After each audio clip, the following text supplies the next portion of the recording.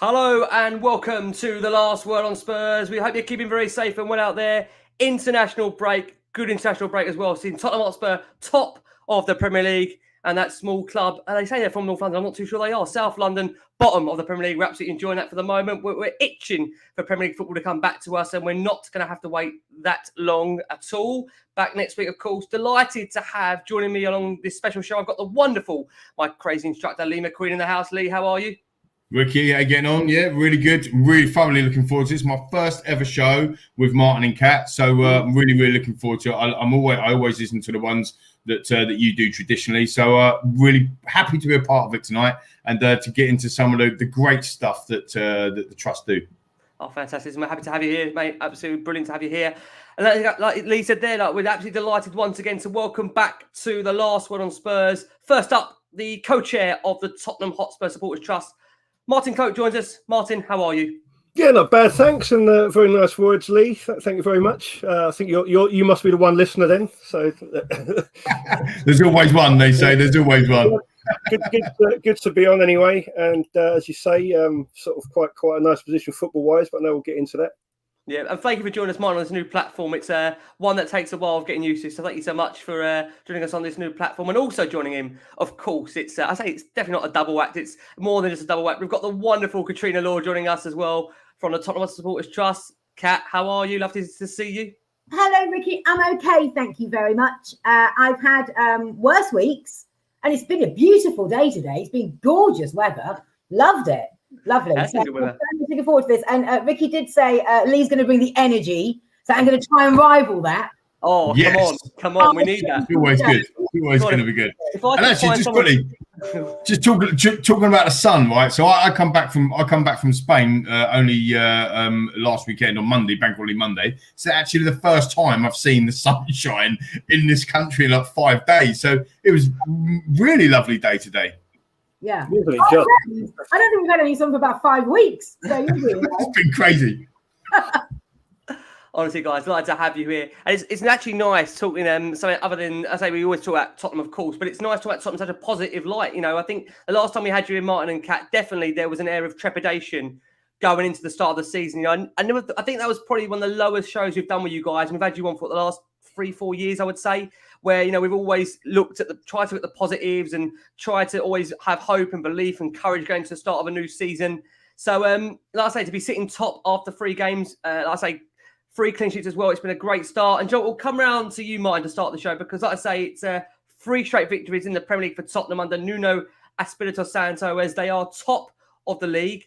What have you made of the start to the season, Martin? Can you quite believe what you're watching at the moment? I think, look, you can't complain, can you? 3 wins, 3 clean sheets, Woolwich bottom with no goals. It's seemingly in a big crisis, but it's just 3 games. I think it's nice to see that. It's nice to see some positive football on the pitch. It's nice to see us kind of, having the courage and the confidence to go beyond the halfway line occasionally, and maybe not to sit back on a 1-0 lead and try and bore the pants off the opposition.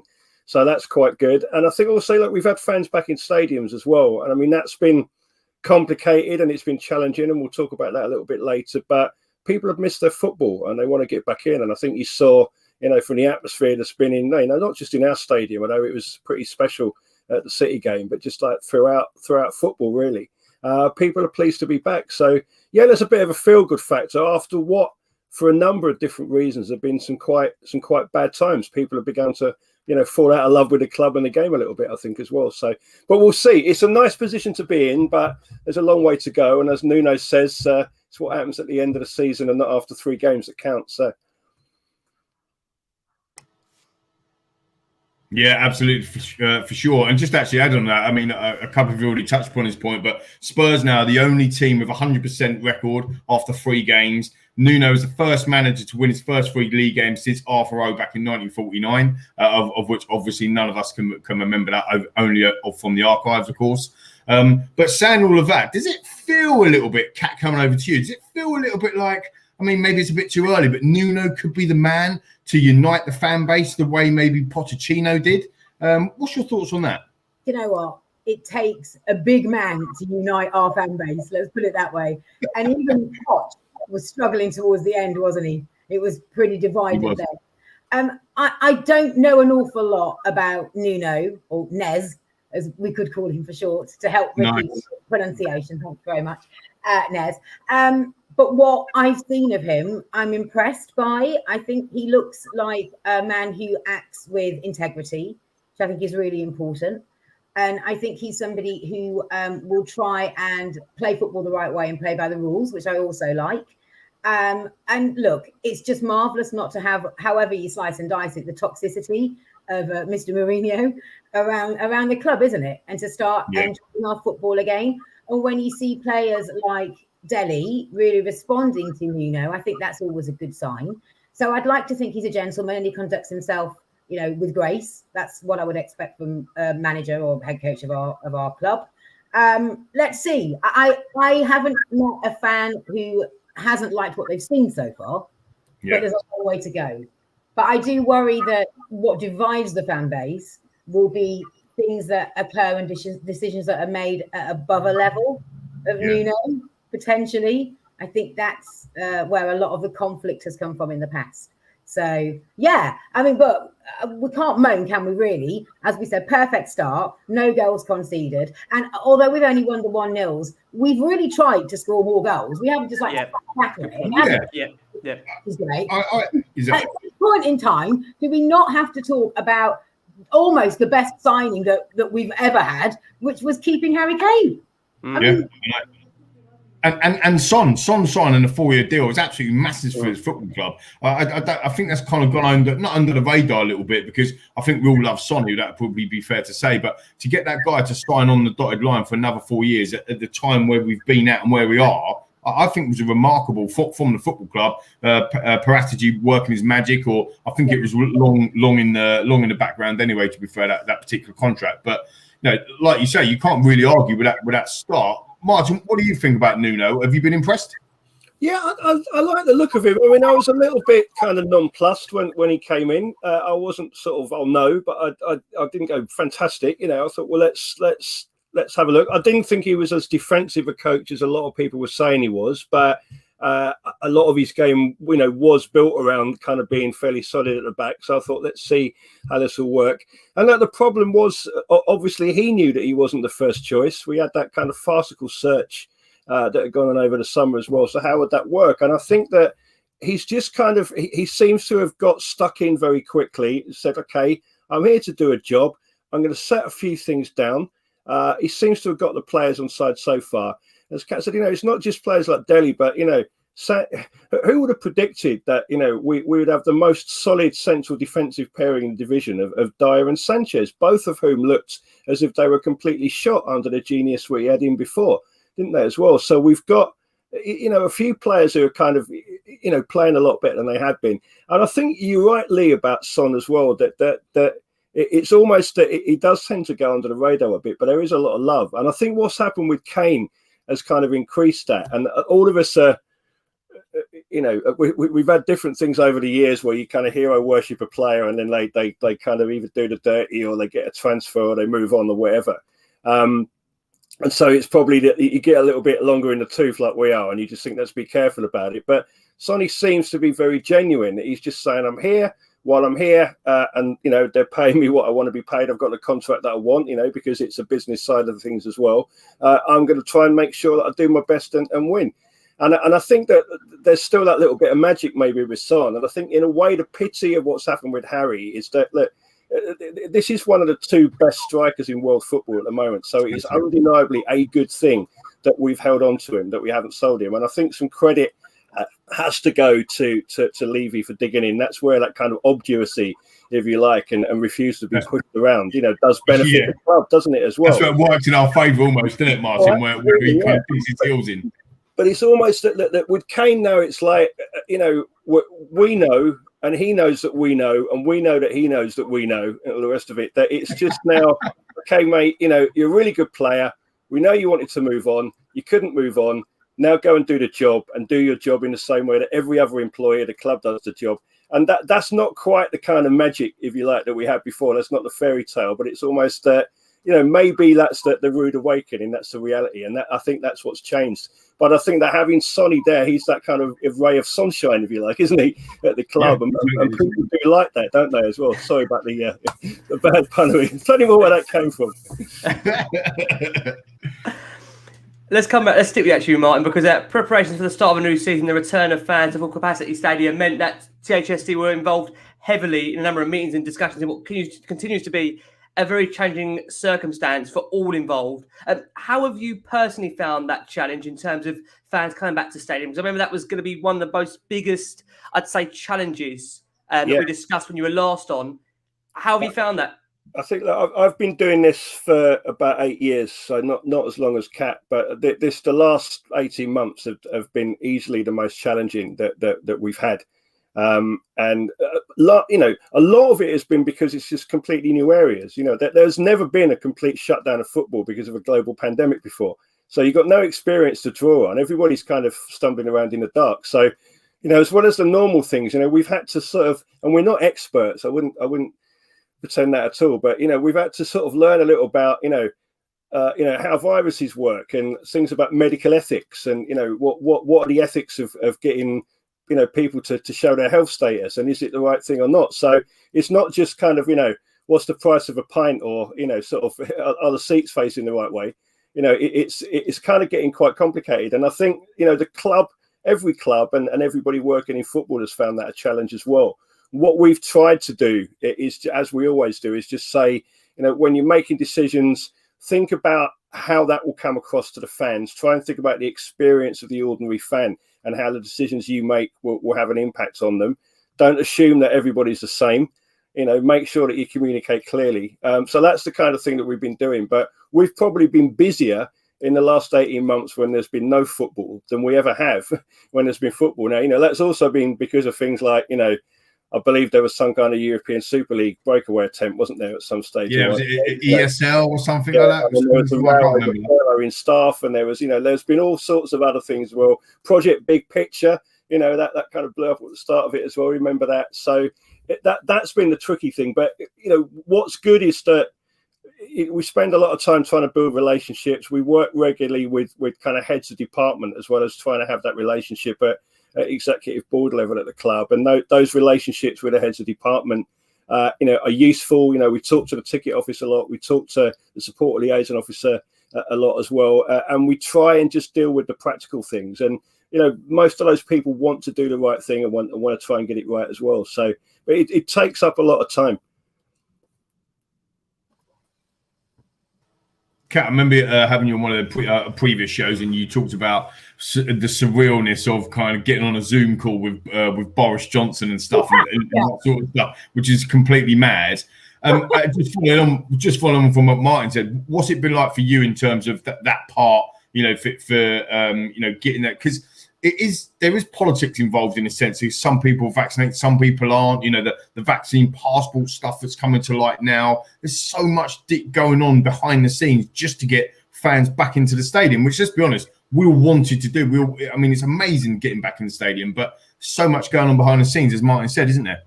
Yeah, no, totally. And I think the whole vaccine certification and verification, the COVID status stuff, is particularly tricky for us. Because, Martin and I were not medical professionals. And so you're dealing with some fairly hard ethics here, and you are dealing with some fairly polarized positions as well. So when we were last on the show, we were very fortunate on our board to have a junior doctor, Anthula.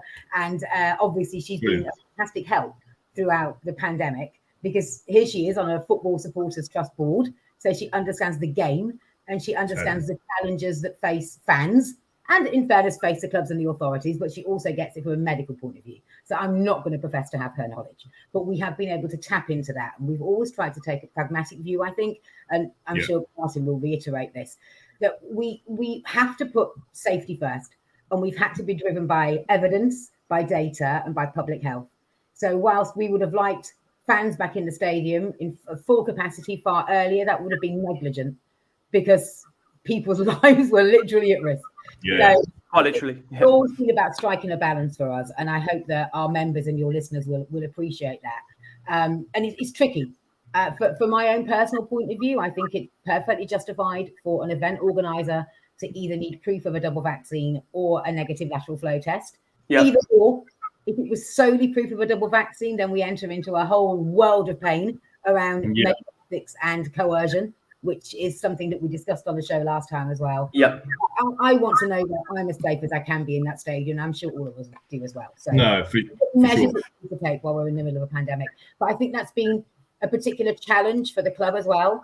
There hasn't been a uniform approach from Premier League downwards as to how each club should tackle that.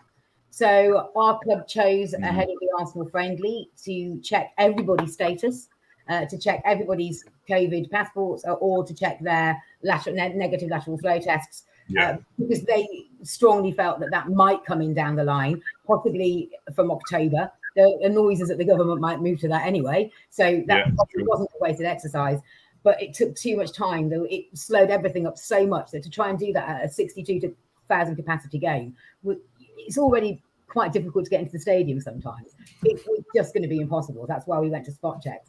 But there are some clubs that are doing spot checks, some clubs that are doing nothing.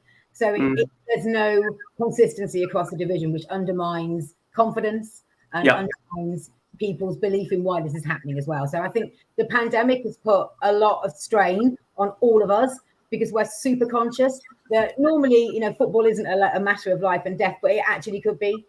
And we've had to take it very seriously. So it's been a steep learning curve for us. Yeah. No, for sure. In terms of our meetings, what we normally do in normal times is we always try and focus on the practicalities. So the things that we can actually influence. So things like, how's a digital ticketing going to work? Transport. So White Hart Lane Station shut on the opening game of the season. That's obviously going to cause issues. Classic, isn't it? Hello, like it's the opening game of the season and they close the station. It's like, please, why did you do this? That's going to cause issues for the staff at the stadium as well, because the flow and the arrival of the fans coming in throughout the build up to the game as well, and not great for fans at all. Things like catering, we've noticed the pie and pint deal has vanished, and that there's 50p on every pint of beer. There you go. Welcome back. Welcome back. Exactly. Exactly. We've missed you. We've missed you. Exactly. And so, that we try and focus on all those touch points that affect a match day experience, which sounds awful marketing speak, but it's genuinely areas that we can. We can't influence a starting 11, nor would we like to. So, it's often, I think some of us would. Some of our viewers would definitely like to influence that. That's why we stay out of that. That's it. You mentioned the transport thing, Lily. I mean, that's a great example of how, look, this is just a personal hunch of mine as well about how different things affect things. Though, we know from past experience that clubs will try and say to the Premier League that, there's a particular thing happening. It would be good to avoid this date. The fixture calendar is a really complicated thing. Now, those engineering works were scheduled, so they knew that White Hart Lane Station would be closed on the opening day. And I would be very surprised if the club hadn't said to the Premier League at some stage, well, can you try and schedule this away from home on that weekend, or at least not put a big game in? Now, this may just be me being a cynic, but I get the impression that the Premier League may not be inclined to do the club too many favours after the club was one of the 6 that tried to blow the entire Premier League model up. That might also be the reason why we're playing away at Newcastle at 4:30 on a Sunday as well. So, actions have consequences, don't they? And I think that the club may be finding it a bit more difficult to ease the way through. Now, look, that's just a hunch, and I can't prove anything. But knowing as I do the way football works, I think that could be an issue. And all of those things we're kind of having to try and deal with. And I think part of the problem we have a lot of the time is that I think we probably all agree that sometimes the club's communications aren't as good as they can be.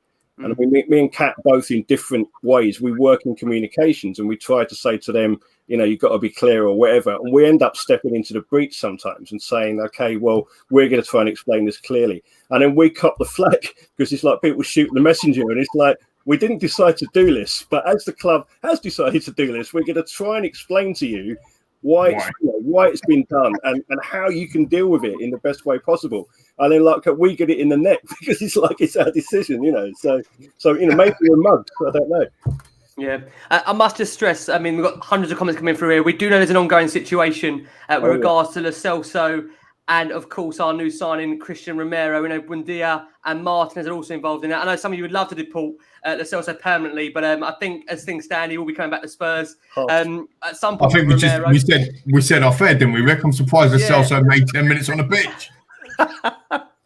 It's 62 minutes normally. Yeah, I must have just obviously for our listeners that are on audio, when you hear this tomorrow morning, this situation will have obviously been resolved by then. But for our live listeners, just making you aware that we do know the ongoing. Well, we're trying to see the ongoing situation. It looks like for the moment that game is suspended, and obviously we'll bring you further updates as soon as we have it. Which is why we love doing these shows during an international break, as nothing ever happens. Nothing ever happens. No, exactly. And of course, as co-chairs of the trust, we can't possibly comment on anything you've just said. I wouldn't want to put you in that position as well, guys. I wouldn't want to put you in that position as well. So, Kat, sorry, Rick, I was going to say just to Kat, you mentioned earlier about digital ticketing, and obviously Spurs decided to move fully to digital ticketing before it was known of the COVID status check and all that sort of stuff we needed.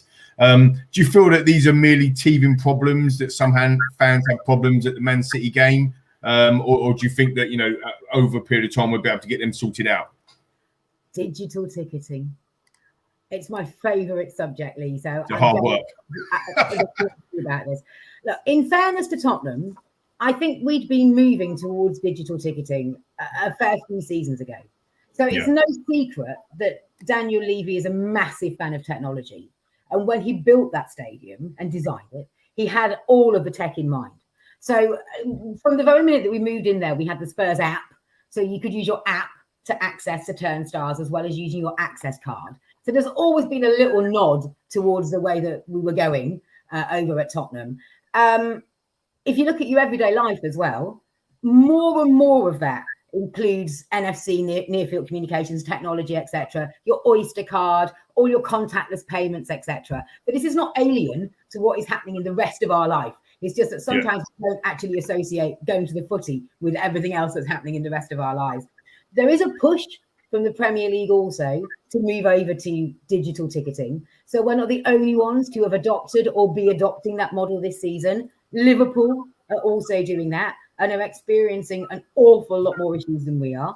I think West Ham are also doing it and again are experiencing more issues than we are. Palace are moving over to it as well. And again, the thing that, well, with the exception of West Ham, Anfield and Selhurst are two fairly antiquated, sounds rude, but fairly dated stadia. They're older stadiums, aren't they? Exactly right. Whereas at least we have sufficient turnstiles and we have the infrastructure in place to make this work eventually. So that's just to give a bit of a background. We're not going alone on this. This is 100% a direction of travel. And it will also be coming to away tickets. So literally, they need everybody on the same system, and then it will be digital away tickets as well. There are various reasons for doing this. Clamping down on touting, more sustainable and economically, environmentally friendly, not sending out plastic cards or paper tickets everywhere, etc., etc. And it is theoretically easy for us because most of us are carrying a smartphone. And so as long as your battery's charged up, off you go, you can go into the stadium. That said, the opening game of the season, there were always going to be issues. And some of those were technical, some of those were operational, others were, it's fair to say, user error. So fans not realizing that their old access cards weren't working anymore. Fans who'd never used ticket share before. So if you can't make a game now, you can't just pass a card onto a family friend or whatever and let them pop along on the day. You need to set them up with an account, which is free. Account and link that and move the ticket over across a platform called Ticket Share. And then they need to download that ticket onto their phone. And for the first game of the season, Ticket Share operated as it had done historically. So basically 4 hours ahead of kickoff, Ticket Share deactivated. So you had all the people turning up at the ground, downloading their tickets at the turnstile, all being deactivated. So that was all as well. The club underestimated how few people had used Share before, how few people knew how it was going to work. But what they've done now is remove that 4 hour block. So you should be able to download your ticket on Ticket Share right up until kickoff. So that's one thing. The other thing they perhaps, with hindsight, realised wasn't a great plan. If you don't have a smartphone, or if for some reason you really, really cannot use, Apple or Google Wallets or the digital technology, they will still issue you with an access card. It's a photo card. It's got, photo ID and it's an access card, and they will still issue you with those. And they have between 800 and 900 people apply for them. And they specifically printed those off.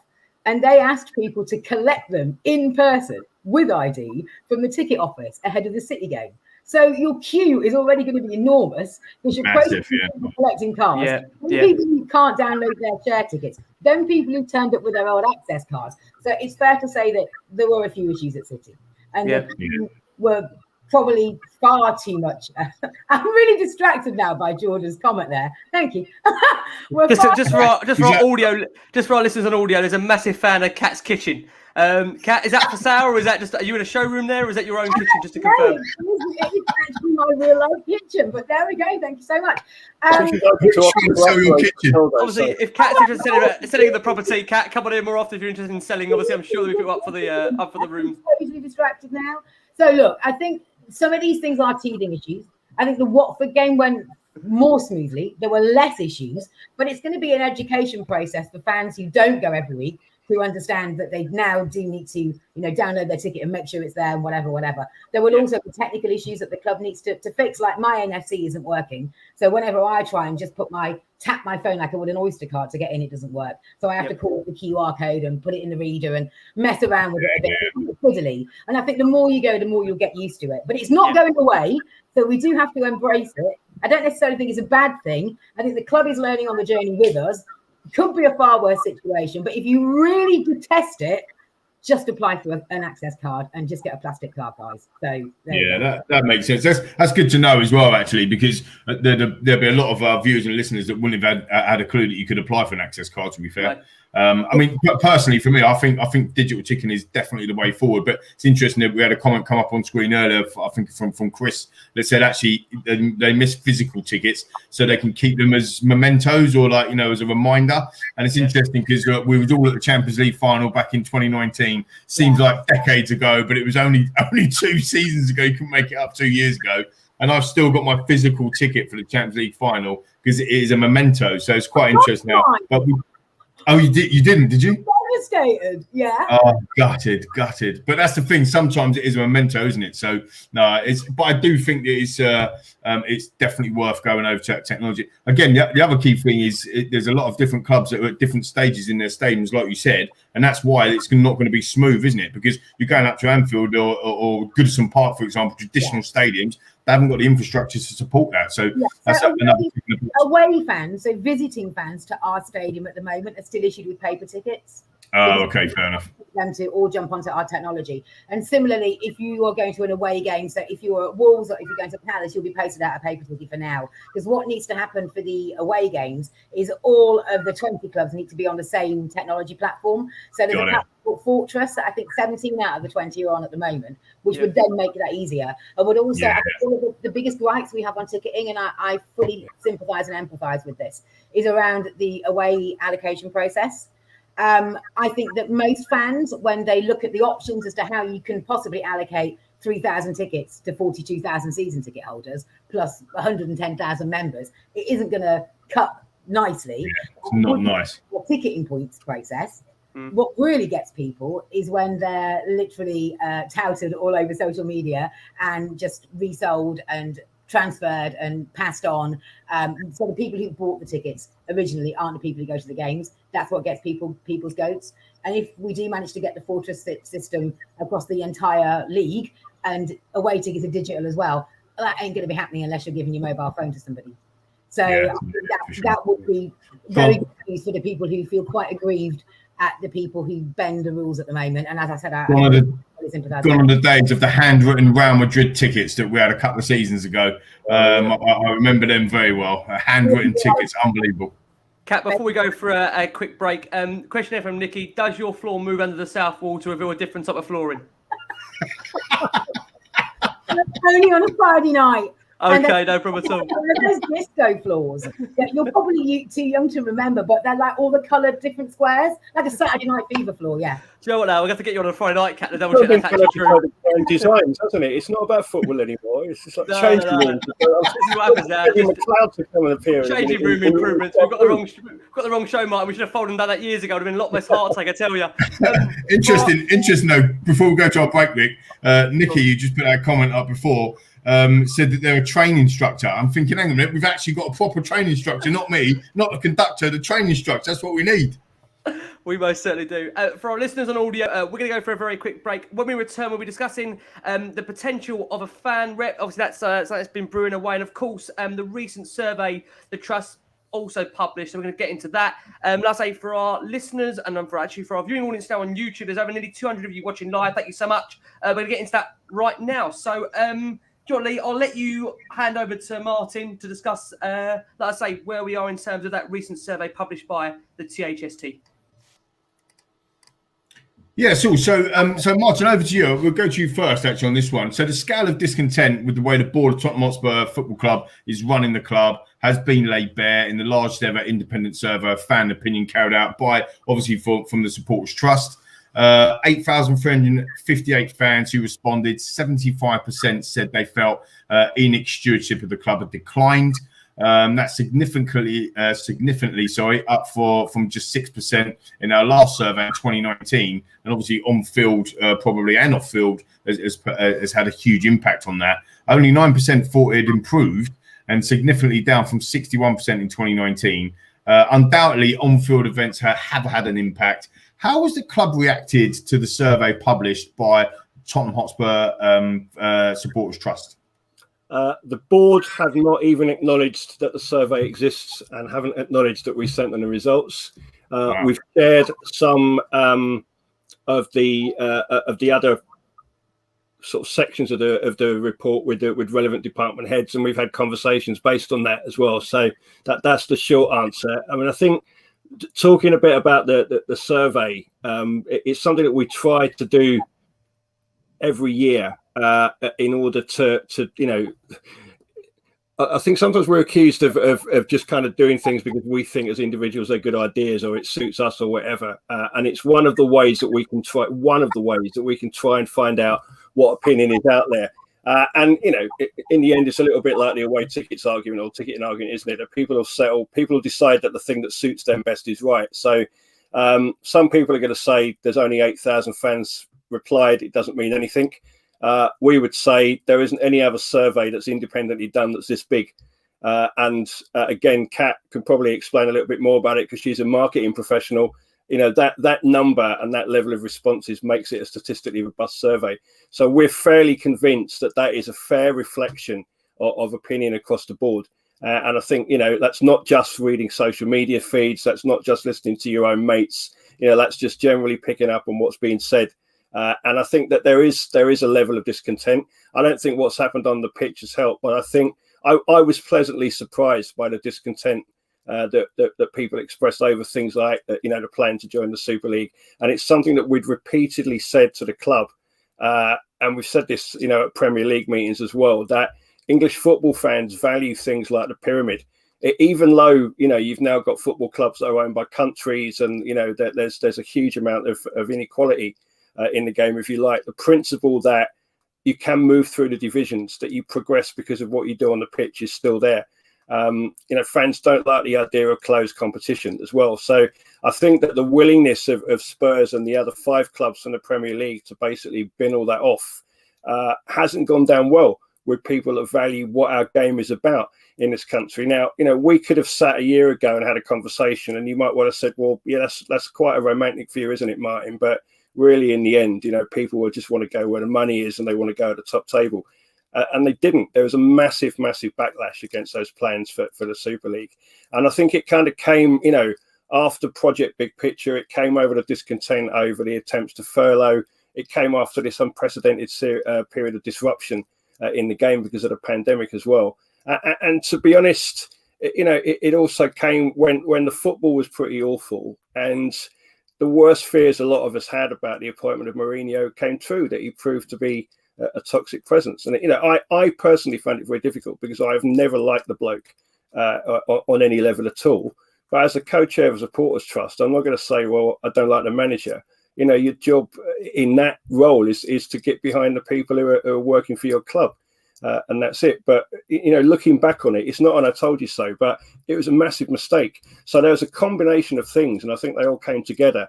And if you look at, you did the comparisons there, 75% said they felt Enix stewardship of the club had declined over the last year.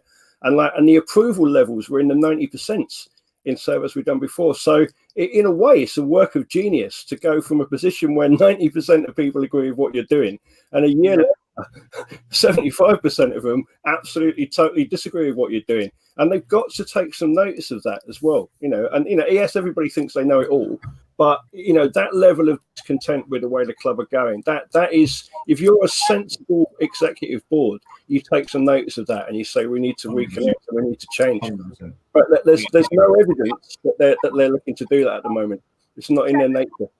Can I just jump in very quickly? So I think, yeah, please do, Kat, please do. How has the club reacted to the survey? So what normally happens is we'll send over the survey and we'll ask if they'd like us to share verbatims, and we obviously have like thousands of comments against the question. Well, there's 3 text boxes of areas that are of specific interest to the club. So we'll basically do some free market research for them, and we'll share that. It's all anonymous, so we'll share that with them. And in previous years, they have circulated it to all of their department heads and said, read this. It's important that you understand the fan view on X, Y, and Z. Martin's quite right. So this year we sent it over. We had an acknowledgement from the supporter liaison officer. We've shared the data specifically around atmosphere, around ticketing, around membership propositions with the head of ticketing and with the supporter liaison officer. What we haven't had is any acknowledgement from board level. And they haven't asked to see any of the verbatims about them, because there's some really juicy stuff in there. And you probably need to read because it. they don't care. They're not bothered, because whatever is that the general feel. I don't want to put words into anybody's mouths, but it feels like, on a basic level, it's a 360 feedback cycle. It's like, let's open conversation, let's get some communication going. You've got to, like I totally agree with what you said, Martin, and what you're backing up, Kat, is you've got to take notice of that. That is not like 10 people sitting around having a beer, and having a chat. This is your customers. Exactly. I love the way you've said that, Rick. We're the customers, like the legacy fans or whatever. But the reality is that we are the fans that matter, and it does feel like sometimes, or maybe all of the time, to them we don't matter. I think there's a lot of hard truths in the responses to the survey, and I think that takes quite a big person to be able to take that on the chin, to look at it objectively and say, even if I disagree with what you're saying, because I know why I made those decisions and I made them for the best reasons, I am going to take on board what the perception is, because that's damaging to my company, that's damaging to my brand, that's damaging to me as an individual. But you need to be in that mindset where you're willing to listen to those voices. If you're not willing to listen to those voices, you can disregard the whole lot as being a section, a small section. That's not the majority, so I'm not going to listen. But 75% is the majority.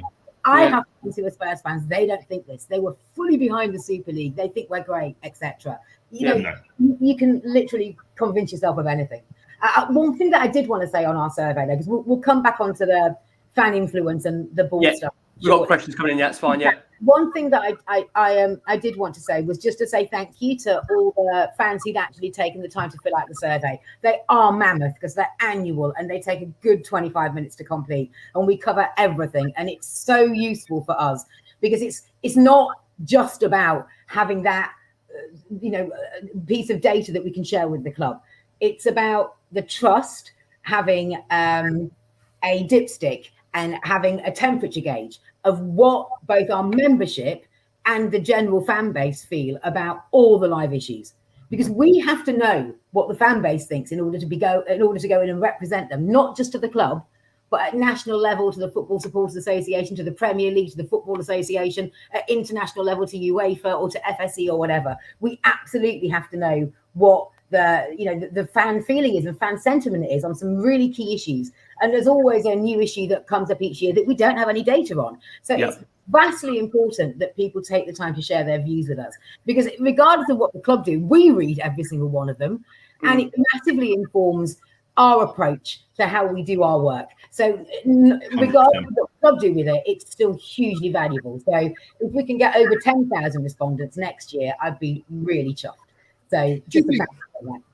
Rick, sorry, I forgot time for another quick question. I know that I'm going. Yeah, go for it. Yeah, you're fine. You're fine. Ollie De Lieto, sorry, Ollie, I hope if I've pronounced that right. He says, how often do the trust meet with a club? But actually, off the back of that as well, I just want to see some of the actions, like the statement that Daniel Levy made about the DNA, and we're going to find a manager around that. Do you think some of the supporters surveys and stuff have filtered through? Do you think they've made an attempt? It might have been a poor attempt, but do you think they've made an attempt to try and, alleviate some of that?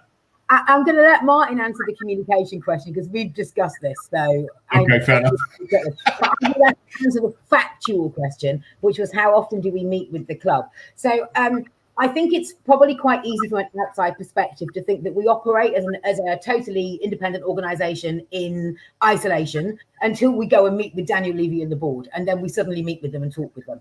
We don't. We have a day-to-day ongoing relationship with key staff members at the club. So we have recently we've been meeting with the support liaison officer and the head of ticketing because they've been the pinch points that really affect fans. So around the return to fans, around digital ticketing, around all of the ticketing hot potato stuff that we mentioned in our newsletter. So, I could say that we meet with them twice a month, which wouldn't be an exaggeration, but we'll speak with them far more frequently with that. But we haven't met with the board since Christmas, I don't think.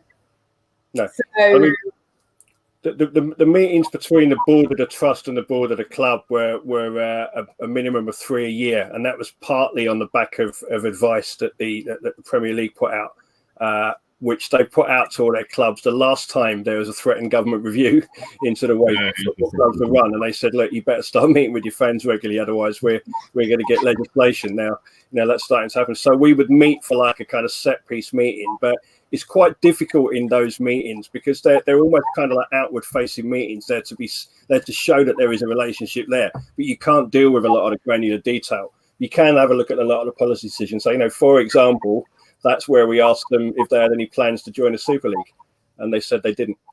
But in terms of the communication, I mean, I guess there's three things I'd look at. So that the club, it goes against the grain for them to apologise for anything, but they occasionally will do it, and they say that they did apologise over the Super League. And if you actually read what they said that they were sorry that we didn't understand why they wanted to join the Super League, which is a sort of like non-apology apology, isn't it?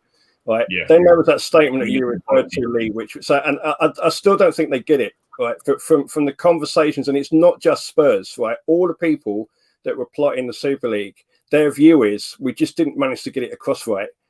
And actually the point is people didn't want it for the fundamental reason that they opposed the very basis that it was built on.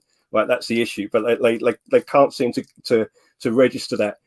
You then had the comment that Lee referred to, where Daniel put out a statement referring to the club's DNA and actually saying that, possibly we've lost our way a bit. We need to rediscover our DNA. And that looks encouraging. And you start thinking, well, maybe they've taken some of it on board. But then what happened with the manager search is that, well, we were looking at attacking managers and defensive managers and counter-attacking managers. Where's the coming? I mean, where's the club's value there? Or something like that. So was that just something that was said because it's like, oh, let's just keep them quiet or whatever? But then the most extraordinary thing, and I use that word advisedly, was the chairman's address before the City game. Right. With everything that had gone on, he decides to put an address out that doesn't mention football and it doesn't mention fans. Now, that's the definition of tone deaf. So, has anything changed? Has anything got home? I was astonished when I read that. I thought that, if we could have written what is the worst possible way to address what has gone on, right, and show that you don't get it at all, that would have been that statement. I think we won the award though for recycling. Was it we won the award for recycling? Was in there? Was it recycling? Yeah, about recycling, about concerts, about and that. Look, I'm not somebody who kind of criticises the other bits of the business model. And I think the stadium's a great thing or whatever, and I understand the business side of it all. But it's the address before the first game of the season, and you don't mention football and you don't mention fans. What planet are these people living on? It was astonishing. I've phoned Kat up and I said, have you read this? And she went, and she went, bloody hell. And the whole board was just going, is this real? It was astonishing. So, where have we got? Now, maybe that was the last mistake and it'll all get better from now on. But, there's not a great sign that they're actually doing this. And I think part of the problem we've gone through earlier, that it's not in their nature to admit that they were wrong. And it's not particularly in their nature to take out a football, certainly not the likes of us views on board. But, we're trying to address that. Martin, I will say that I think they've got some things right, though. I thought Paratici's window wrap was really helpful, really interesting. Yeah. More transparent too, and I think that went down quite well. Yeah, that's another classic, isn't it? Because we used to ask them in the meetings. We'd say to them, like, can you issue just a kind of a roundup at the end of the window, just to explain what's happened. And we know that they can't say everything as well. And if you make me head of PR, you really are doomed, by the way. But thank you, Cody. Comments just come up on screen. They're not going to be able to explain everything. Some things are going to be confidential as well, but just give a general idea. And it's something that other clubs do as well. And we push for that. And they did it a few times and then they stopped doing it. I think they stopped doing it around the 2 windows where they didn't sign anybody at all. And they didn't explain that. And they basically said to us, oh, well, that was never a thing, that we did anyway as well. So I'm going to take, because we kept pushing for it, so I'm going to take the credit for it. I think people appreciated the Paratici thing. The guy's clearly very knowledgeable, well connected, very passionate. And you could look at the stuff and go, oh yeah, it's all been signed off. He's been told what to say or whatever. Maybe that's true. It's an official piece of PR. But at least they went to the trouble of saying, we're going to explain to our fans, to our customers, if you want to call them that, what we've done, why we've done the business we've done in the window. And of course, people are going to disagree with parts of that as well. But it doesn't actually take much. People like to be treated with a little bit of respect. Just give them an explanation that is plausible, Yeah. Can I just say that I think their comms has actually moved up a level when they issued a statement about a fire in a kitchen. Yeah. What are you doing, guys? Now we're getting everything. Can I ask you, Kat, just to... the Harry Kane saga for months. Oh man, alive. Statement about a fire in the kitchen. Well, that was a classic kind of communications 101. The first line was, in contrast to a number of sensationalist and inaccurate reports. And so immediately everybody goes, oh, what were they? Well, they can't look them up. It's like, we don't want to draw attention to the sensational inaccurate reports. Don't publish a big rant about a load of sensationalist and inaccurate reports. Just put the information out. But, as Kat says, it's like we've got a statement about a kitchen fire, but not a statement about keeping one of the 2 best strikers in world football. So, Yeah. Tottenham Hotspur Football Club, couldn't make it up. Kat, just to kind of close the thing about the fan-led review. We've gone into some of the stats there. We know among respondents who are seeking to gold, 71% thought the way in it was running the club had got worse. A feeling shared by 77% of respondents who are One Hotspur members. Looking at the split between UK-based and overseas respondents, the percentage of those who are discontent is 76% and 71% respectively. Asked how confident they were in its long-term strategy for the club, just 5% were confident, with 77% not confident. Among season ticket holders who responded, 75% were not confident, with the figure for One Hotspur members at 79%. This is staggering, this stat. I know we mentioned this earlier. In 2019, just 12% of respondents lacked confidence in the owner's long-term strategy. My God, when you actually put that as a whole pie in contrast to the last couple of years, that is actually quite incredible. Kat, do you have a feeling, I know the interaction, it seems, with the board is obviously it's not as what it once was, if you don't mind me saying. Hopefully I'm not putting words in your mouth by saying that. Do you think the board generally feel that they can wing back that huge sway of a percentage there to get fans back on track? Because as a fan, I've never quite known it like this. Is there a way that you think, being on the ball for how long you guys have been there, will they win those fans back? I don't know, because look, and I'm reading some of the comments here. We don't try and speak for every fan, by the way. We literally represent our membership, of which there are in excess of about 24,000. So that's just to give you guys an idea as to how large we are and how representative we are. We are the largest independent fan organisation at Tottenham Hotspur. So other fan organisations, you're more than welcome to establish yourselves. But at the moment, we're the largest independent one. But as I said, we don't try and speak for everybody. So I think that's a tricky one, Ricky, because I think at the end of the day, most fans just want some success on pitch. If we can pick up a couple of trophies, if fans are entertained, if they can go and enjoy their football and come back and come out of that stadium feeling happy, then we'll forgive an awful lot, genuinely. So a lot of it depends on how well we now turn this around. I think that most fans just want the club to prioritise football and not prioritise property deals or prioritise NFL concerts or prioritise Guns N' Roses concerts or Anthony Joshua fights. All that kind of stuff is a sideshow for most fans. We love having a nice stadium, but it wasn't the be all and end all. It's about on-field success. So for me, that's always a litmus test. But I wouldn't like to predict the way that the entire fan base would react. You have extremes. Yeah. You have the Enoch out and the Levy out who are vehement and feel passionately about that. That it's the end of the road for Enoch at our club for a whole rap sheet of offences. And it can be hard to defend them in that position. It can be. But then you have people who will be turned happy clappers at the other end, who are very satisfied with the way things have gone and are very pleased that we're the most profitable club in England and have been for the last, I don't know how many years it was. Martin's got the stats, but yeah, we are the most profitable club. I think you've got the majority who sit in the middle who are apathetic, who literally just, football's a leisure pursuit. They're not bothered about the big P or the little P politics that go around it. They don't want fan representation. They don't really think fans should deserve a voice.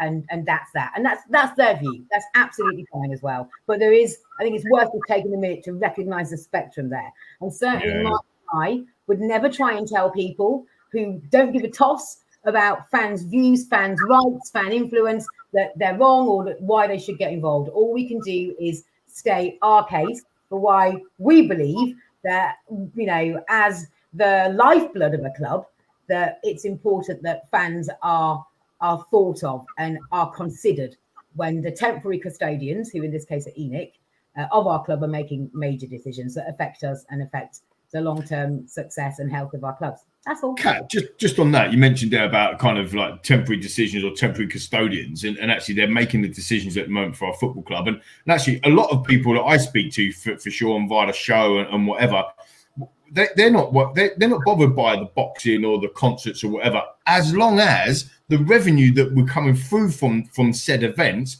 goes onto the football field. But I think all of us probably on the show now, and probably most of the viewers, will realise that they don't go onto the football field. You know, the revenues don't go there. You know, the golf clubs that that they've built, or the properties and so. It's not as if it's all culminating in buying the next Harry Kane or going out and pushing the boat out to sign Mbappe. That doesn't happen. And I think that's probably been one of the key points. I don't think any of us will ever forget the last game at White Hart Lane. It was an unbelievable day, unbelievable, momentous occasion for all of us. The rainbow, it was literally just perfect.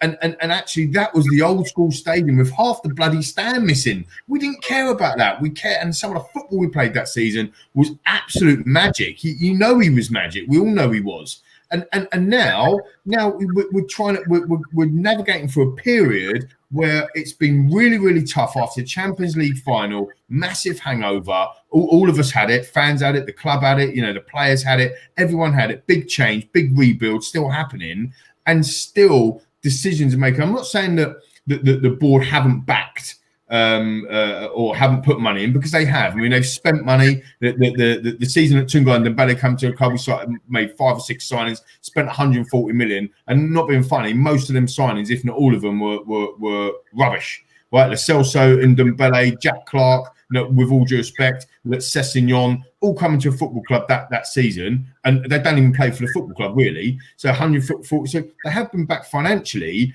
But, you know, it's the decision making around the whole of that piece. And I do believe that we have made strides with Paratici coming into play. I do think that now the club is really starting to change, make a difference, and try to change. But there's so much that's gone under so much water that's gone under the bridge. It's going to be it's still going to be a long process. And I think the surveys have proven that for sure. I mean, we'll probably come on to a bit of that later, but just this stuff is kind of quite, you know, it's kind of dull and it's complicated. And when you start talking about, you know, executive boards and governance decisions and all the rest of it, and, you know, reviews and who gets a say in what. And I mean, I've seen somebody, by the way, in comments saying that 24,000 fans get a say in how the clubs run. No, we don't, because we don't really have much say in how the clubs run. What we try to do is make sure that at executive level, fans and football are thought about first. And we ran a campaign at the start of this summer, and we made a film called Fans of Football First, and that's what we want to do. And I think it ties in exactly with what you just said, Lee, that there have been times in the recent history of this club when fans of football have not been foremost among the considerations in terms of making decisions. Other decisions have to be made as well. There are other influences, but it's a football club, right? And the fans are the lifeblood. Wherever they are, whether they're going to games, whether they're the global fan base, and there's whole loads of issues with that as well. But it's got to be fans of football first, because we're a football club. We're not a leisure business. We're not a conglomerate of different interests or whatever. That's what it's about. That's why it's a successful business, because people support Tottenham Hotspur. And I've said it so many times, and I'll be boring to say it again. If I don't like what I see in Tesco's, I'm going to go to Sainsbury's. But if I don't like what I see at Spurs, I'm not going down the Arsenal. And that's why it's a successful business. That's why we're definitely not going down the Arsenal this season. They're bottom of the league. Well, you see, they aren't coming over to us, thank goodness, as well, are they? But that's why investors see football clubs as a great opportunity, because you've got that. You work in this area as well, Lee. Brands would kill for that kind of loyalty, for that kind of stickability as well. It's incredible, isn't it? Stickability. You can't walk away. So sorry to interrupt with you there, but you can't. It is stickability. You can't walk away. You're in. You're all in. You say it so many times on the show. It's all right for some of the players, even though they've got 6-year contracts, they still think they can walk away. We can't. No. We've had a contract for 35 years, 40 years, whatever it is. You can't walk away from that. You can't do it. And it's the whole legacy fan piece. There's a lot of fans in our football club that support players. I get that. Like Heung-min Son, I'm thinking about. We just talked about, in my opinion, world class, absolute superstar. He's in his part of the world as well. And people will come to watch Son. They won't come to watch Tottenham per se. They'll come to watch Son. And actually, if Son moved, they're just their allegiance would go with Son. And I get that as well. I totally get that. But the majority of 99% of fans that go to watch Tottenham Hotspur Football Club are in. You can't get out. You're in, and that's just the way it is. And they know that. And not just our board. Let's be honest about it. Let's go wider here. The whole of football know that. UEFA know that. FIFA know that. They can put a Thursday night game on in Gdansk. And all of the travel companies can put 800 quid a flight on, or a grand flight. No one cares. It's just the way the world works. It is, and I think again, one of the issues you often get with this, and I mean, I might run into some because I know your old business partner Adam Sugar is one of the people who thinks that whenever people talk about some kind of like fan representation or fan interest being taken on a board level, people think, oh, the fans just want to pick the team, they want to run the club. I've not met a single fan that wants to pick the team particularly. There are fan-run clubs. AFC Wimbledon is probably the most famous example, and that's come up because of a particular thing. I think that what most fans want to do is to say that, too often the fan viewpoint is the only viewpoint that hasn't really got any representation. And it's back to what I said about why we did that fans and football first thing. We're not saying that we've got all the answers. We're not saying that the views that fans put forward are the only ones that could be considered. And there's a lot to be said for people who are executives of football clubs not necessarily being supporters of that club, because you want them to make a dispassionate decision sometimes as well. There's pros and cons to having fans, and the people who run the club at the moment are fans, by the way.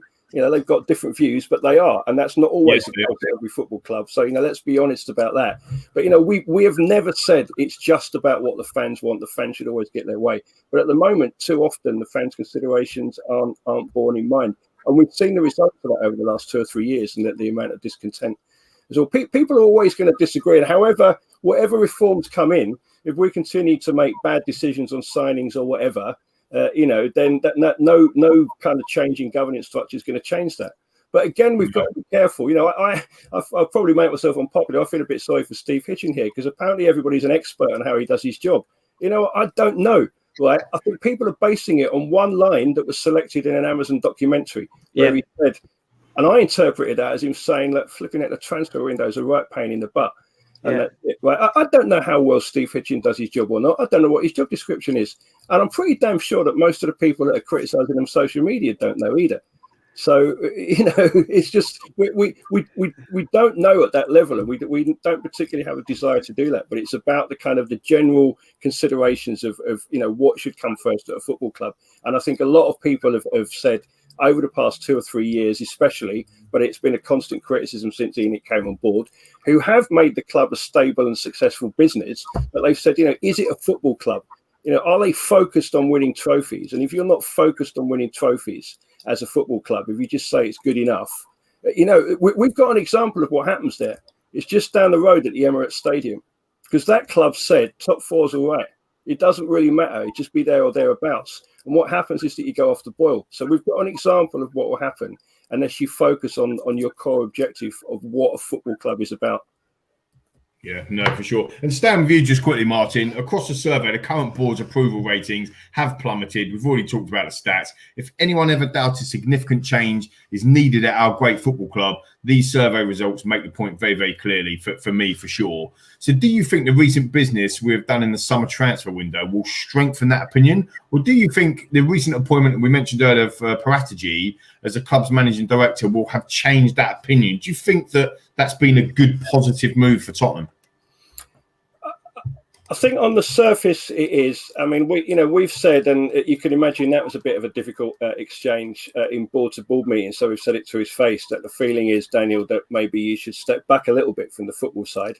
Now, telling somebody who is a well-known details person to step back from anything is not going to go down too well, and it's probably made us even less popular. But that was a view that was put forward.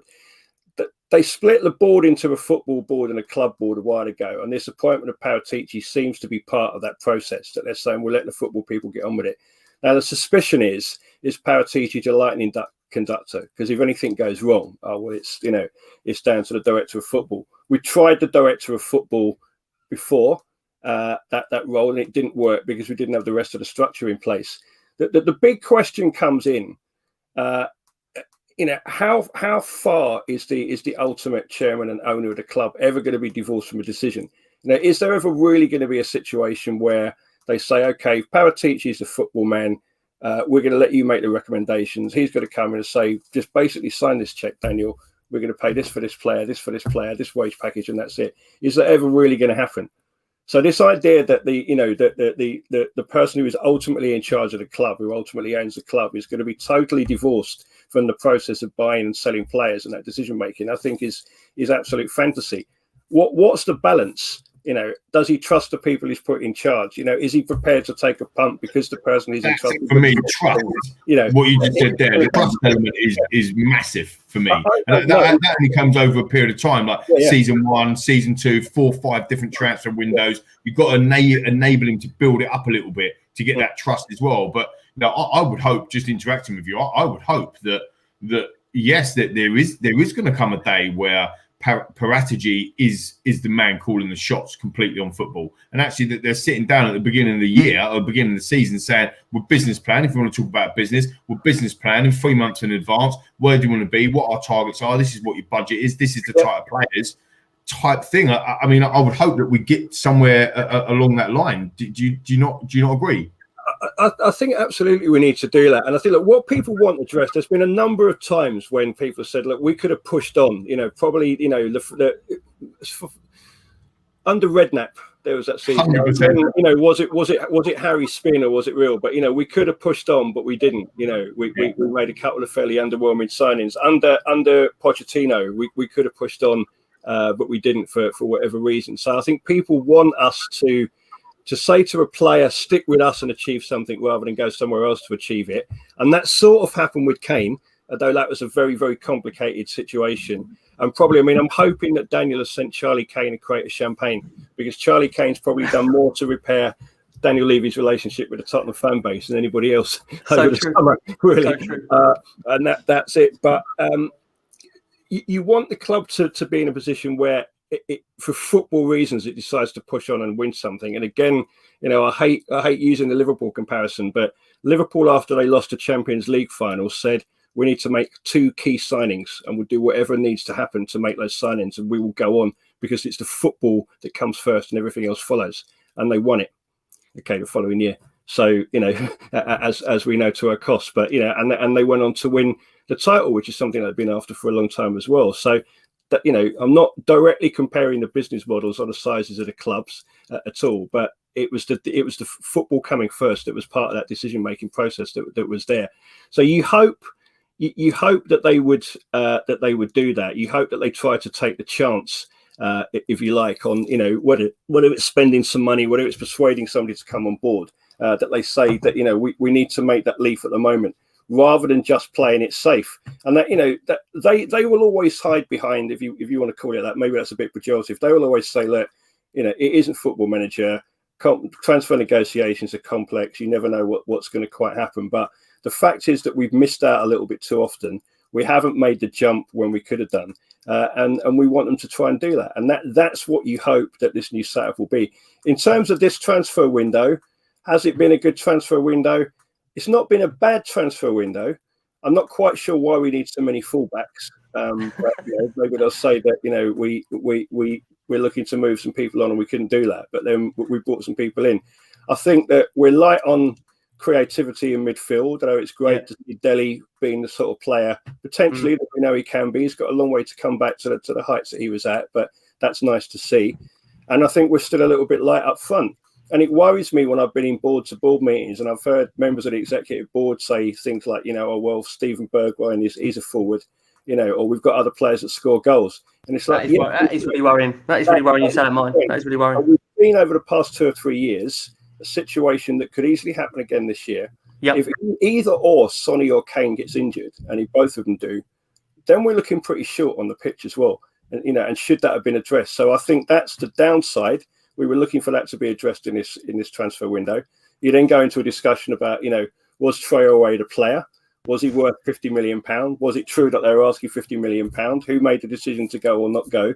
And we'll never know about that at all. But what we want to see, you can believe in 1 or 2 transfer windows that it was quite difficult to sign a player. You don't always get what you want. But people have said, we've had about 10, right, where we haven't been able to get who we wanted, but somehow everybody else has. And it's not always the clubs with more money than us either. No. It's clubs that have, and again, that's where we have to look at how, it's the accountability of the board and how the people at the top behave. It's fantastic having somebody who can play hardball and who isn't going to get pushed around and who isn't a mug.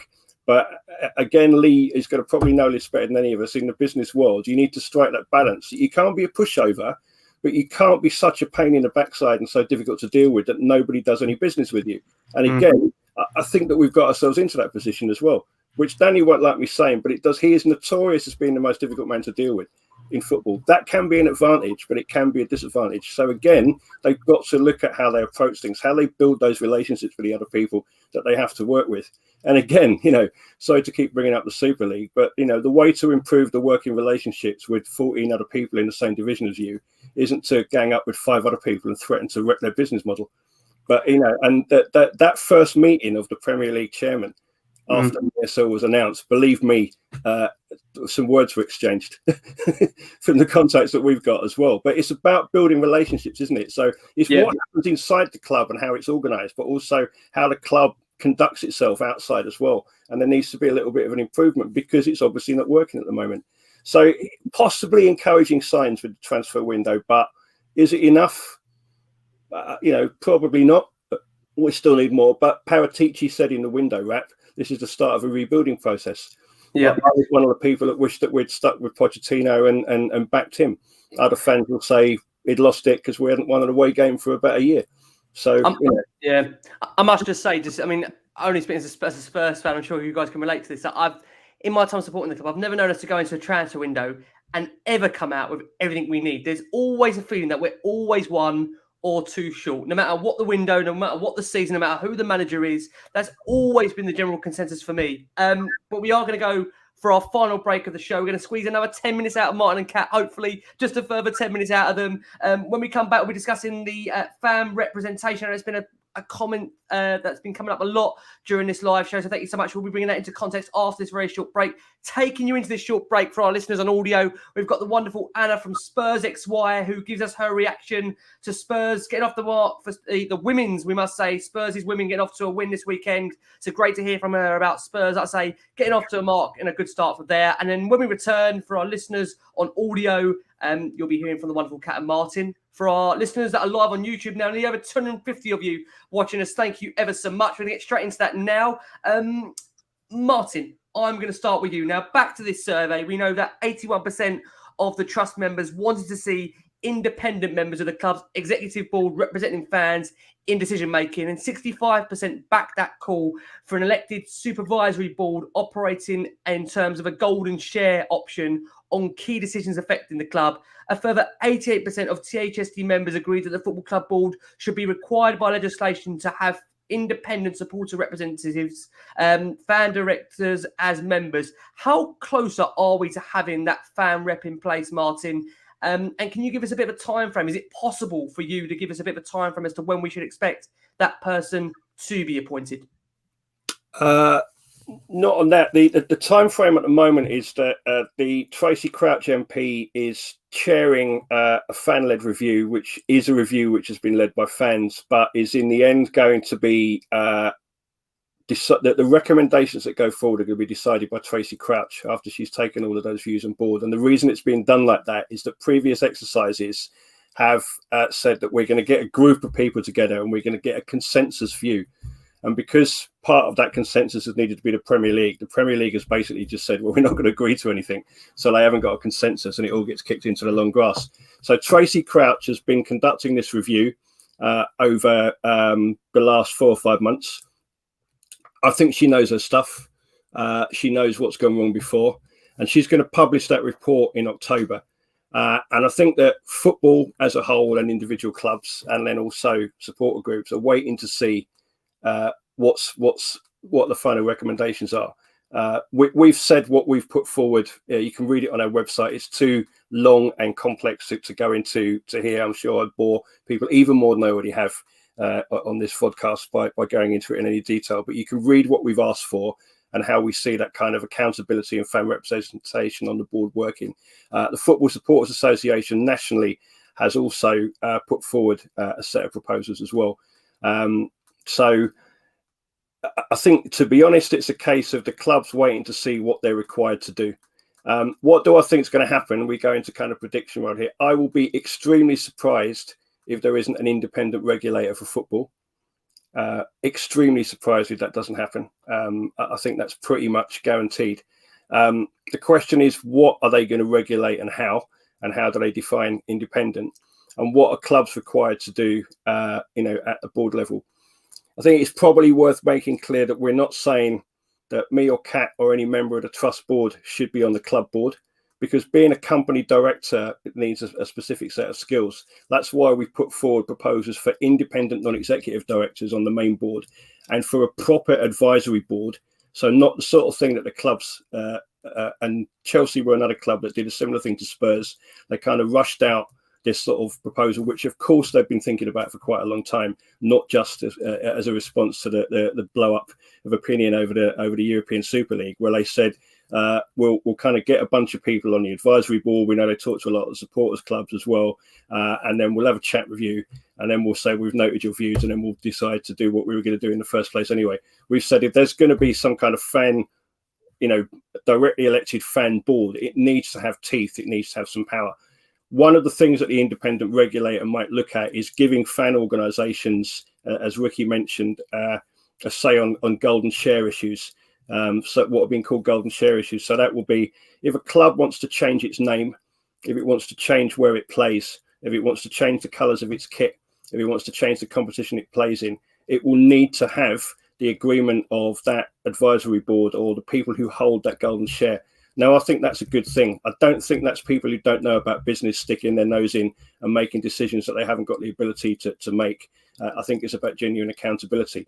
And that's really what we're looking for. That, the decisions that the executive board of the club made have cost the club £10 million in fines, and they've cost it untold damage in reputation. But apparently nobody is responsible. Nobody is accountable for that. And what we tried to do was to put some distance between the individuals that made the decision and the club, because we don't want to see our club hit, as a result of bad decisions that are made by individuals. So that's part of what's going forward. But it's a kind of wait and see. We were invited as an organisation to give evidence to the review, and we spent an hour with Tracy and a number of members of her panel. I think Danny Finkelstein was one of the people who was there as well. They've got some fairly kind of well-connected, knowledgeable people that are on that panel.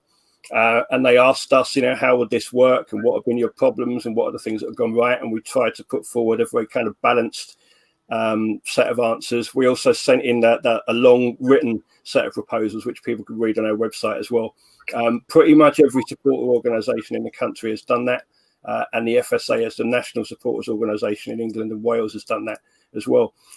That's all being looked at, and we'll see what happens. I think that some good things will come out of the review. I will be interested to see how far Tracy Crouch is prepared to go in terms of reforming, the board structure of private businesses. And I think it's a challenge, particularly for a Conservative government. It's a challenge for any government, and there's obviously going to be internal tensions there. But I think what's changed is that people have recognised, and I mean that it was a Conservative Secretary of State for Sport, Oliver Dowden, who said football clubs are an important part of our national fabric of life. And there's almost a talk now that they should be kind of treated like kind of blue plaque buildings, like listed buildings. That you have to make decisions on the business basis, but the way that business is conducted, just like a listed building, the way a listed building is looked after is subject to a set of regulations, because we have to treasure these things. We're all of you don't need to explain to anybody listening to this or watching this how valuable a football club is, and that's what we're trying to get hardwired into the system, if you like. So sorry that was a bit of a long and possibly not exciting answer that didn't mention kind of Martin Chivers scoring in front of a packed terrace at Molineux in the UEFA Cup final or whatever, but that's the problem that you get into, as well as having to be a medical expert as well when you take on the role of being a supporters trust rep. Oh, for sure. So just coming back to you, if I stay with you, Martin, if I can, just I suppose wrapping up really on the survey results, they do make uncomfortable reading for those running the club. But you've said recently in a statement that you're acknowledging there are problems in generally working with the supporters to try and address those issues. So can you tell us, and I think we've kind of covered this a little bit earlier, but what is the relationship now like with the club and the dialogue that the trust and the club are having? Has it been positive whilst we try to rebuild that relationship following, as we've mentioned before, the ESL debacle and all of the things that have gone under the bridge, essentially? I think we've said it with the relationship that we've got with individual department heads is pretty good. And we can practically help each other out. The board aren't pleased that we called for them to resign. We're not pleased that we had to call for the board to resign. There's no way of getting around that. But we did that for the reasons that I explained. That we felt that potentially damage was being done to the club. There's still no guarantee. Those fines, and I know they're still being contested at the moment. But who pays the fines? The club have said we will be responsible. Well, is that going to come out of money that could otherwise be spent on not putting 50 pence on the price of beer, or maybe sort of giving somebody a better wage package, or making a signing? Or is it going to come out of the pockets of the individuals that made the decision that led to the club getting fined?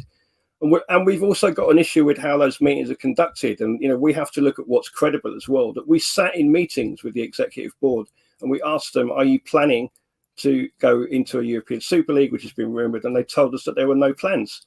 Now, if we'd have just carried on as normal afterwards and just gone into meetings, people would have said, well, how can you believe what they're saying this time? And that's come up, I can see in some of the comments as well. So there's an element of trust there as well. And we need to be able to say to you guys, we've been in and had a discussion with them, and, we might have disagreed, but at least we understand where the other side's coming from. They've been upfront with us. We're not going to agree on this. We might have to do something about it or whatever.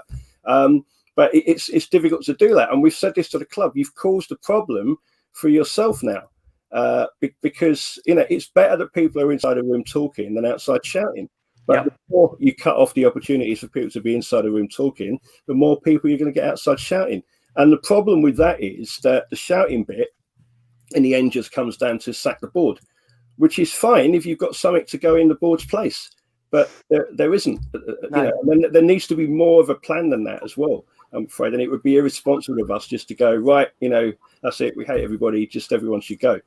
And who's going to buy the club? That's the thing. Who's going to stamp up 3 billion? I mean, I'm making a number up, but let's be honest. Emerges, then they said and they wanted to talk to us and say what their plans were, then and make us kind of part of the solution. And we're not arrogant enough to think that a buyer would go, I think I might buy this club, but I'll just check with the supporters trust first to make sure I can do that. We're obviously not saying that as well. We're just saying that we'd like to be part of the conversation as well. So look, relations have been better.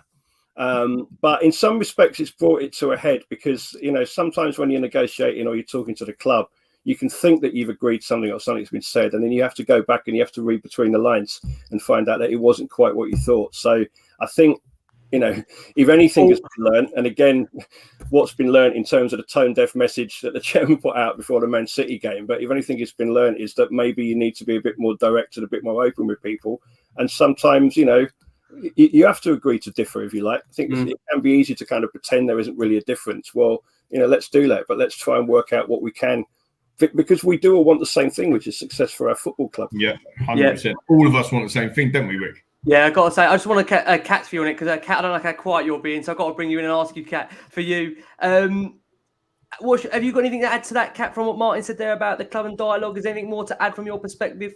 Not really. I mean, we've got great dialogue with the departmental heads. It's literally just the board. And I think, as Martin quite rightly said, they're just waiting to see what happens in the Tracy Crouch review paper. Yeah. So whatever the minimum standard is in those findings will be what Tottenham Hotspur Football Club does. Let's not kid ourselves on this. But they will present it as the world-leading set of standards, which are much, more advanced than anybody else's. Exactly right. So somebody in chat was also asking about the fan representation at board level. Yeah, so that's the Monday night Spurs show, Exactly right. So that's kind of what I realised Martin's answer was quite lengthy, but that is it's kind of what Martin was trying to cover, which is that there probably won't be any movement on that until at least next month when the fan-led review findings are out. And then can I ask you just one thing on that, Kat, if you don't mind? You know, on the fan rep, that's something that comes up a lot. Is that going to be someone that's fairly anonymous that we don't know? Like, as in, it's not going to be a Spurs celebrity. You know, do you see where I'm coming from? Who knows? Who knows? I mean, our recommendation, we'd rather focus on INEDs, so independent non-executive directors, and on a supervisory board, which would be made up of elected representatives of various Tottenham constituencies.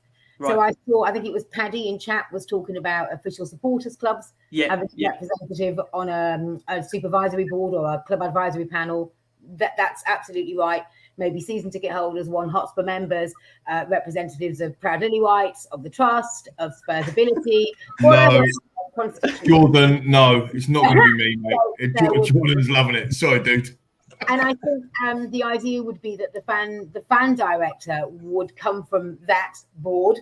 So they, in order to make sure that they are absolutely an electable, accountable fan rep, basically, they're representing the fan base, and that they are then accountable to that supervisory board for the decisions that are being made.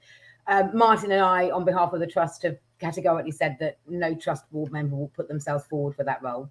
Not something we want to do, but certainly the INEDs would need to meet, as would the fund director, meet legal requirements for a board, for a company director in this country. Of course. You know, there's going to be some parameters there, but we're very keen to make sure that whoever is representing the fans' interests at board level isn't, there isn't corporate capture. They're not suddenly, always outvoted. And that they genuinely are connected with the grassroots fan base, and they understand what the majority of Spurs fans that's massive. I mean, that's whoever important. takes that role on needs to have balls of steel. I'm telling you. Because otherwise you get merged in, won't you? You just get merged into the amount of proof Martin and I have taken consistently over 8 and 9 years is unbelievable. I would just say doing a podcast is enough. So good luck for anybody who wants that position. That is going to be a very, very tough rort for anyone to say. You're going to have mental steel for that. You have to have mental steel for that. For John Roberts, he's had an awful lot to say in chat on this. And Spurs fans worldwide. They would have a say also. There would be a representative of overseas official supporters clubs. So there you go, John. You're more than welcome to get yourself connected with an overseas supporters club and put yourself forward. That might be a way forward. Brilliant. Okay, guys. Final couple of questions. I appreciate we're going really over time here. So apologies. We're going to squeeze these last couple in. Martin, this one's over to you. You mentioned in your last update that at the start of the Premier League season, regrettably, we've seen further incidents of online abuse. Totally unacceptable. You've continued to use our social media channels to stress our opposition to all abuse and encourage fans to report any abuse that comes to our attention. I know you've been working with the FSA and Supporters Trust from other clubs to promote the coordinated message, blow the whistle on online abuse. If you see it, report it. I mean, is there anything more, Martin, that can be done to really kind of hammer home that message? Or do you just think fans just should be seeing sense and, I say, all coming together as one to not allow this abuse in our game? Yeah. I mean, it's a bit of a pity that the conversation has to be had, but the fact is that there is too much, abuse that's dished out online. We've seen some of it, some pretty vile kind of racist stuff as well, but there's a lot of other things. I think one of the issues with the social media companies is that they're quick to address copyright breaches, but not quite so quick to address when people are being kind of personally abused. I mean, some of the stuff I've seen on social media is just appalling as well. And I think it's just the reason that a lot of the supporters associations and organisations are getting together on this is just to make sure that it's not normalised. It isn't banter, it isn't okay or whatever. We're not talking about everybody being lovey-dovey and peace and love and let's all wear flowers in our hair, but there's a line which is a pretty obvious line, and we just want to stop that. And I think supporters in an organised way got involved because, again, when the games started to come together, that the FA and the Premier League and Sky and various people were saying, yeah, we need to do something about this. And we had to say, and the fans, but there's often a tendency that people see, well, the fans are the problem because all the fans are the ones that are handing out abuse. And actually we'll say, well, no, they're not. So we're just saying to people, if somebody next to you is doing that at a stadium, then challenge them on it. If you see it online, report it as well. We shouldn't be having to have the discussion really about getting people just to treat each other with just a little bit of respect, really. But we'll do it. So that's what that campaign's about, and it's giving people the confidence to know that if they see something, they can report it without any risk to themselves, and something will be done about it as well. A lot of it is connected. There's an online harms bill going through Parliament as well. So it's a white paper at the moment, and there's a whole conversation about freedom of speech and the balance between that and behaviour responsibility. But it's not just football that's looking at this, but we can make a difference in the area that we work in, and that's what we're trying to do. So it all sounds a bit worthy, but it's just depressing that it's necessary, really. No, I completely agree. And, and Rick, actually, you say this quite a lot of the time, social media sometimes can be like lots of people on the street just shouting stuff at you. I mean, if you could just put that into context, everybody watching, everybody listening now, no matter who you are, and if you've had banter or not banter, this isn't banter. It's an absolute disgrace, some of the stuff that people have to go through, whether it's racial or not. It is still absolutely disgusting. It would be like people walking down the street just shouting abuse at each other. What are the world coming to? I think the social media channels, we know who they are. They need to be regulated in a sense of understanding who's coming on here and actually be taking action against them. That people in this day and age can just set up a profile and just abuse somebody for the sake of abusing someone. It's just absolutely outrageous. And I've got 3 young daughters that are about to start their social media journey, if you like, for want of a better expression, because I've got identical twins that are 8 and my eldest is 10, and they're gonna start. I don't want them anywhere near social media. I don't want them anywhere near it. And it can be amazing for us, for PR, for marketing, for our club, and it should be social. It should be socially brilliant, but it's just not responsible. And I think people need to take responsibility for themselves. I think it's an absolute disgrace that we're having to have that conversation. But Martin and everyone else involved, I applaud you for getting involved to make sure that we can try and stamp this out, because it's just rotten and it should not be happening. Yeah, that's right. Thanks. Can I just pick up, at the risk of extending it a bit more, just on one comment that I've seen? Yeah. It's very interesting that Eddie Ryan's just made. And he said, we never cared about the board in my day. Fans never got involved. I think the majority of fans don't care about the board, just the manager and team. I think that's right. And that's what I was like when I started going to see the team. My first game was 1978. We played Bolton Wanderers in front of 52,000. Don McAllister scored a diving header and we beat them 1-0. And I stood in the old schoolboys enclosure in the West Stand. And like most people, I just wanted to watch football at that stage. And the first time I realised that I needed to do more than just watch football was when the bit of terrace that I used to stand on, the shelf, got knocked down and they put executive boxes in there because Irving Scholar, the chairman at the time, and the board didn't care about what the fans thought. And that's why, I've stayed involved, whether it's been involved in writing fanzines or I was a member of the Independent Supporters Association. I didn't get involved in the trust for a long time. And then I did because, they wanted some help and I thought I could do something. And I had a big mouth, as you probably noticed, from this vodcast as well. Not at all. Eddie is absolutely right that we really just care. It's a leisure pursuit. We really care about what happens on the pitch. Unfortunately, we have to look at what's happening in the boardroom because that affects what's happening on the pitch and it affects how we can watch the game as well. I would love just to go to the game, have a couple of beers with my mates and watch us win. That's you know, I've got a job. I've got a load of other issues to deal with as well. I don't need all this stuff, but I care about my football club. So I get where you're coming from, Eddie, but I think, again, we're in the same place. We're not doing this because, you know, we think that, you know, we're important or whatever. It just has to be done. If you just leave the running of your football club to other people, things go wrong, right? And it affects us negatively. So we want to make sure that doesn't happen. Sorry for the soapbox. And looking, that was the polite way a few minutes ago that someone's ever told me to shut up. That's great. We're glad you are. I must say this, we're glad you are here. I mean, I've got to say that we are glad you're here. No, absolutely, for sure. Kat, coming over to you, and I think it's probably fine, although I could, to be honest, Rick and I could speak to you all night, to be fair. It's been absolutely brilliant. So much love going on in the comments as well, which hopefully you guys are reading. Kat, I'll start with you, Kat. We should stress that THST Forum is open to full and life members of the Trust and have answers and issues in all of the concerned and any concerned fans. They can actually reach out to you. For the benefit of any new listeners or subscribers or viewers to the show, are you able to advise on how anyone can go about becoming a member? I think John mentioned earlier about overseas. How do you go about becoming a member of the Tottenham Hotspur Supporters Trust, Kat?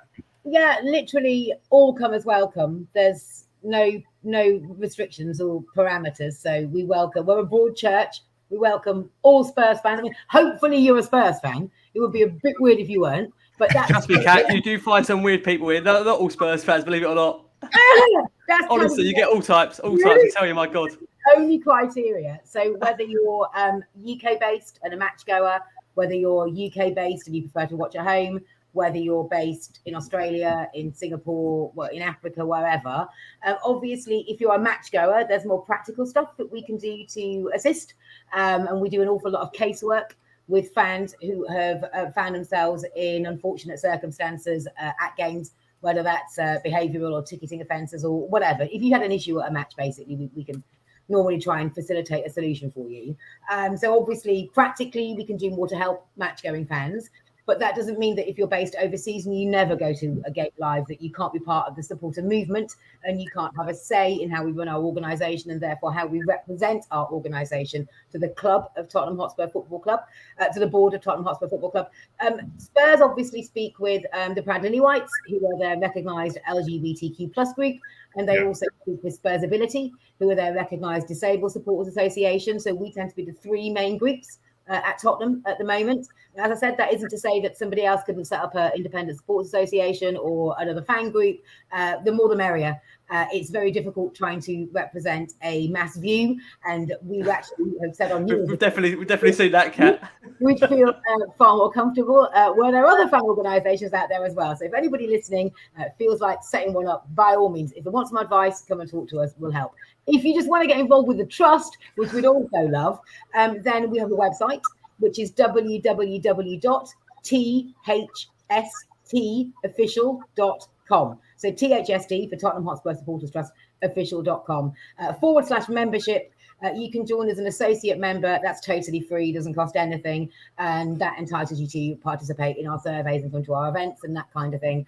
But we don't believe that money should be a barrier to membership. So we like to offer a free strand there as well. If you can afford it, we'd be super grateful if you wanted to sign up as a full member, which for adults is £10 a year. For seniors, it's £5 a year. And for under 18s, it's totally free. We don't charge for junior membership or young adult membership. That entitles you to vote in elections and stand for election to the board yourself and basically help support the work of our organisation. We're totally self-funded. We don't take any money from the club. We don't take any money from the FA or the Premier League or from anywhere else. We literally exist on either donations or subscriptions. So that's how we manage to fund all of our campaigning work and all of our infrastructure around our website, our mailings, etc., any campaigning work that we do. So would be absolutely very, very welcome to come and join us there. We're also on Twitter at THST Official, and we're on Facebook as well. And if you want to drop us a line on email, info thstofficial.com is the best way to get in touch with us. And as we said, the more the merrier. People say, how many fans do you represent? And we say in excess of 25,000. They say, but the stadium holds 62,000. Yes, it does. We'd love for more people to join us, but we can only put the mechanism out there. It's up to people to join. But you're either going to believe in the principles and the ethos of the Supporters Trust, or you're not. We're not going to force you. We'd never ram it down anyone's neck. But if you believe that fans deserve a voice in the way that their club is run, for all the reasons that we've said over the last hour and a half, and especially the reasons that Martin's just said over the last 10 minutes, come and join us. We'd love to have you. We run social events as well. So we even do barbecues with Spurs legends, and we have quiz nights. And so there's beer involved. There you go. I was going to say, and I hope you don't mind Martin and Kat me saying this, but I've actually been out on a few beers with Martin and Kat now. Absolute awesome fun to go down and have a couple of beers with at a match. If you ever see them, always approachable. Go and have a chat with them, buy them a beer because they deserve it, because they're doing absolutely wonderful job. And along with that, Lee, I've got to also add that these guys have got full-time jobs as well. I don't think people actually realise that. And I have to emphasise this point. I know these guys don't want me to maybe promote it too much, but these guys do a tremendous amount of work that isn't paid. They do it off the goodness of their hearts because they are Spurs fans that ultimately want to see Spurs do well and actually care about the community. And I think that is not recognised enough, in my opinion. And it's one of the things that really frustrates me. That's why I love having them on whenever we can get the chance, because it's always a joy having them on. When you get this opportunity, you talk about things that some things fans don't know. Like, there's been so many comments that I've seen tonight on the stream from over 300, 400 people that have said, they didn't know this, didn't know that. Well, that's why we love having Kat and Martin on, and that's why we continue to keep getting them on, because we love having their views. I've got to say just a massive thank you. Over an hour and a half of their time. Always a pleasure. Kat, we love having you on. Please don't go anywhere, and please keep coming to us. We love having you on as always. Thank you so much. It's been a real pleasure. And thank you, Lee, for doing a show with us. Yay, I love it. Quality. I'm really, really enjoying it. And I can't let you go. I can't let Martin, Kat, you go before asking you, how good was it to be back in the stadium watching Tottenham Hotspur win and having a pint? I mean, literally, how good was it? Amazing. I think I enjoyed it a little bit too much after Watford, to be honest. I mean, an awful lot about getting home, but we'll gloss over that. Honestly, but Martin as well. I say the same thing to Kat. I can't listen. We love having you on this channel, and again, this is for me when you come on here, and this is not to, again, for other people that don't know what you do. Again, it just re-emphasises that point. There's so much that goes on behind the scenes of Tottenham as a football club, and you guys, for me, have always played a massive part in helping the community, and I think you'll continue to do that because you absolutely love the club. And from the bottom of us here in the Last Word on Spurs, I know all the guys feel this. Just thank you so much, and we all mean that from the bottom of our hearts. Thank you so much for all the hard work you do, and it doesn't go unnoticed. I can tell you, 100% from us. Very lovely. Thanks, fellas, and I mean, thanks to people that have kind of said nice things in the comments as well. I know we kind of moan a lot about some of the kind of stick, and again, always ready to. We don't expect everybody to agree with us. Always ready to have a proper debate if we can. Time is getting to be a bit of a problem at the moment. We've got more members than ever. There's more issues than ever. Our day jobs are getting busier than ever, but we try and make the time to do something. And I'll also promise to see if I can get my kitchen and backdrop sorted out if you want to get me on again next time as well. Now I know. We've got to get Kat on a Friday for that revolving southeast of the kitchen. We've got to get it back on a Friday night now, I tell you. And a lot of questions about Lee's picture in the background, but we'll leave Lee to. It took me ages to paint that. So if you want them, you have to DM me. And by the way, you can follow me. I'm about 70 followers now. Unashamedly, I'm plugging myself here. 70 followers away from 20,000, which is absolutely ridiculous. I cannot believe it. But keep pressing that follow at Lee McQueen button, because ultimately to get a 20,000 would be ridiculous. So you can follow him on Twitter and on Instagram as well. So please do. Love it. Martin, Kat, thank you so much. The wonderful Lee McQueen as well. Thank you so much, Lee. Really enjoyed this one as always. We're back for a very special show during the week, of course. We've got another game coming at the weekend. Are Lascelles and Romero going to be there? We're going to wait to see. Of course, that drama's gone on throughout the last hour and a half whilst we've been recording. But listen, when do we not record when there's a drama going on with Tottenham? It wouldn't be normal if we wouldn't do so. Again, massive thank you to everyone watching live on YouTube. If you listen to this on audio, if you're listening to it on your way to work on a commute, thank you so much for all your support. As always, stay safe, stay well, and come on, you Spurs!